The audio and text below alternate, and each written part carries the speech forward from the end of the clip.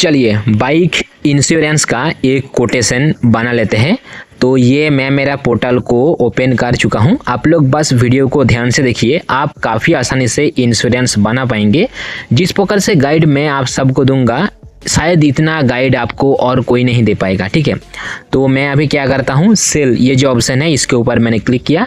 यहाँ पर चूज़ कर लेता हूँ बाइक इंश्योरेंस। अभी ये कौन सा पोर्टल है, आपको कैसे मिलेगा, कैसे आप इंश्योरेंस करेंगे, इस बारे में भी जानकारी मिल जाएगा। ठीक है ना।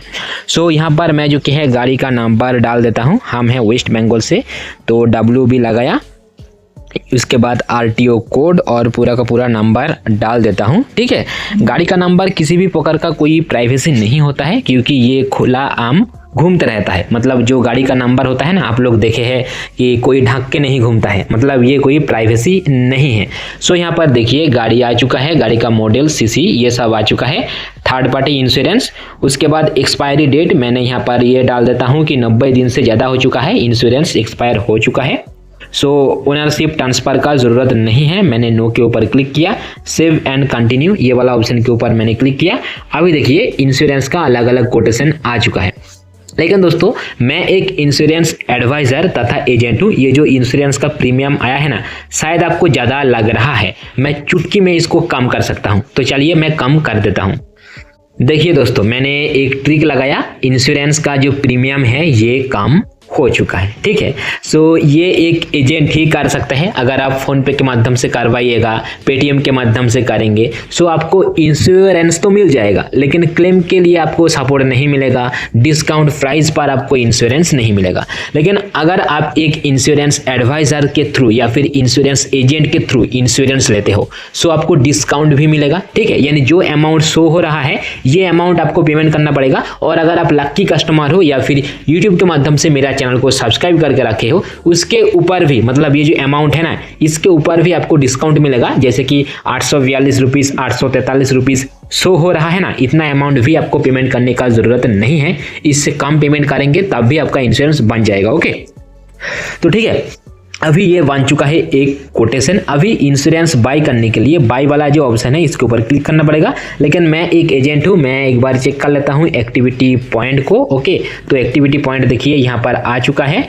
अभी मैं चूज़ कर लूँगा लाइबिलिटी जनरल इंश्योरेंस को। तो लाइबिलिटी जनरल इंश्योरेंस बाई के ऊपर मैंने क्लिक किया, क्योंकि एक एजेंट हूँ तो थोड़ा बहुत एक्टिविटी पॉइंट ये सब देखना पड़ता है। कॉन्फर्म के ऊपर क्लिक करना पड़ेगा। ठीक है, अभी दोस्तों देखिए पेमेंट करने का एक पेज आ जाएगा, यहाँ पर कुछ टाइम लोडिंग होगा। और मैं जिस जगह पर हूँ इसी जगह पर इंटरनेट थोड़ा सा स्लो है। अभी जो कि है कस्टमर का डिटेल्स आपको देना पड़ेगा, जैसे कि कस्टमर का जो डेट ऑफ बर्थ है वो देना पड़ेगा, पैन कार्ड के अकॉर्डिंग पकस्टमर का पैन कार्ड का नंबर देना पड़ेगा। ठीक है, मतलब ये एक KYC डॉक्यूमेंट है, तो इस बात को आप लोग हमेशा ध्यान में रखिएगा। KYC कंप्लीट करना बहुत ही ज़्यादा जरूरी होता है। और हमेशा कोशिश कीजिए इंश्योरेंस एडवाइज़र से या फिर इंश्योरेंस एजेंट से इंश्योरेंस लेने का। ठीक है, क्यों, वो आप अभी ध्यान से सुनिए।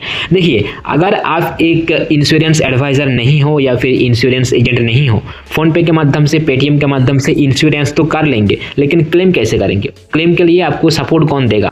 लेकिन वही अगर आप एक इंश्योरेंस एडवाइज़र से या फिर इंश्योरेंस एजेंट से इंश्योरेंस को लेते हो, हाँ कोई एक्स्ट्रा पैसा इंश्योरेंस एजेंट नहीं लेता है, मैं तो नहीं लेता हूँ। अलग कौन लेता है कौन नहीं इस बारे में मुझे तो पता नहीं, लेकिन मैं तो एक्स्ट्रा पैसा अपने कस्टमर से लेता नहीं हूँ। जो प्रीमियम है उतना ही लेता हूँ।